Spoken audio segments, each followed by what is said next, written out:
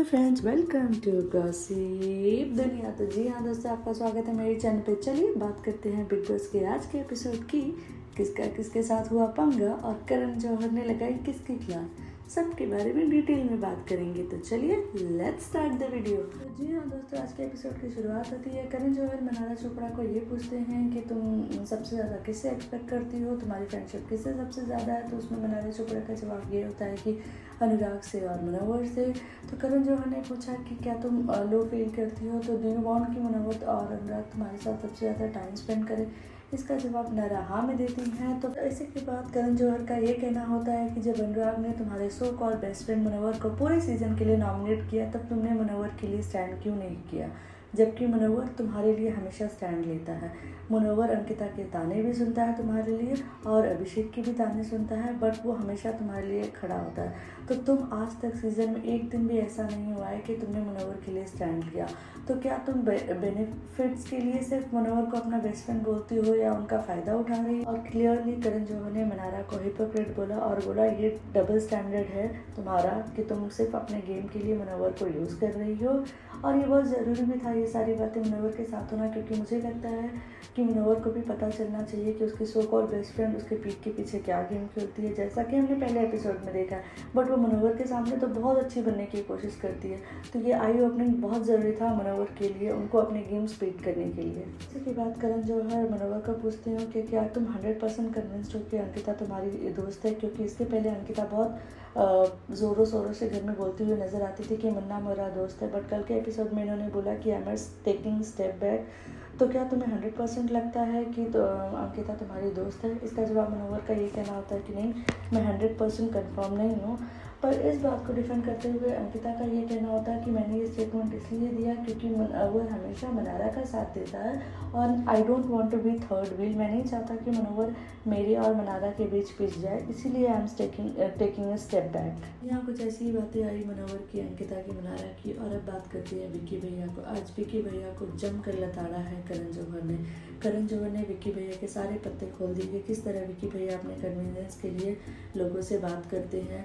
और करण जौहर ने क्लियरली ये भी बोला विक्की को कि तुम्हें क्यों इतने सारे लोग चाहिए अपने टीम में। क्या तुम प्रीवियस एपिसोड का प्रीवियस बिग बॉस जो देख के आए हो, क्या तुम वो सेम बिग बॉस रिपीट करना चाहते हो।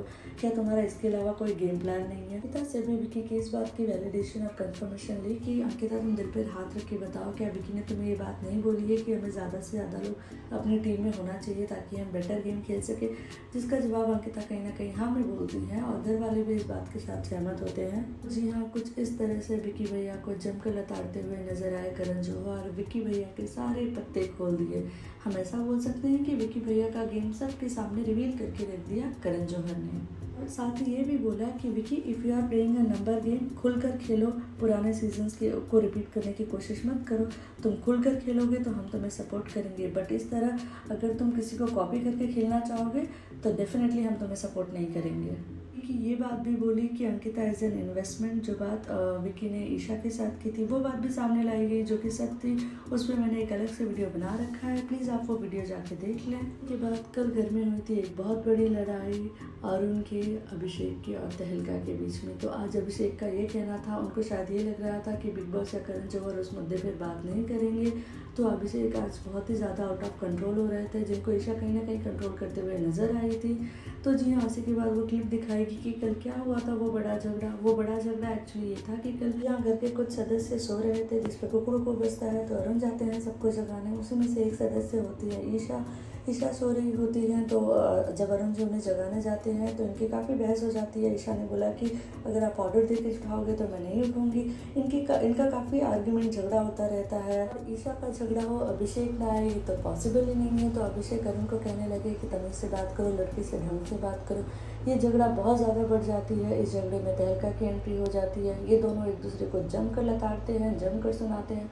बट इसी बीच कहीं ना कहीं अरुण और तहलका जाके अभिषेक का कॉलर पकड़ लेते हैं। अभिषेक एप्पल खा रहा होता है तो वो छीन लेते हैं। तो मतलब काफ़ी बदतमीजी और फिजिकल होते हैं अभिषेक के साथ। डेफिनेटली अभिषेक की गलती है कि वो प्रोवोक कर रहे थे उनको और ये लोग प्रोवोक हो रहे थे और काफ़ी इनमें धक्का मुक्की फिजिकल हो गया, जो कि सही नहीं है क्योंकि रोल बुक करना बिल्कुल भी अलाउ नहीं है बिग बॉस के घर में। और डेफिनेटली अभिषेक ने बोला कि तुम्हारी वाइफ देख रही होगी, अरुण को तुम्हारी बेटी देख रही होगी। तो इस बात पे अरुण को और गुस्सा आया कि मेरी फैमिली को क्यों बीच में लेके आ रहे हो। और तो बहुत सारे हंगामे के बाद फिर आते हैं करण जौहर और ये बोलते हैं कि तहलका ने एक बहुत इंपॉर्टेंट रूल ब्रेक किया है, घर में फिजिकल होना अलाउ नहीं है। और इसी बेसिस पे वो तहलका को घर से बेघर कर देते हैं।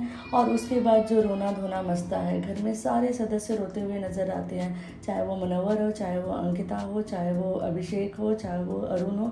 अरुण और अभिषेक बहुत ही बुरी तरह से रोते हुए नजर आते हैं। मनारा, अभिषेक को कहीं ना कहीं ये लगता है कि उनकी वजह से तहलका घर से बेघर हुए, तो अभिषेक माफ़ी मांगते हुए नजर आते हैं।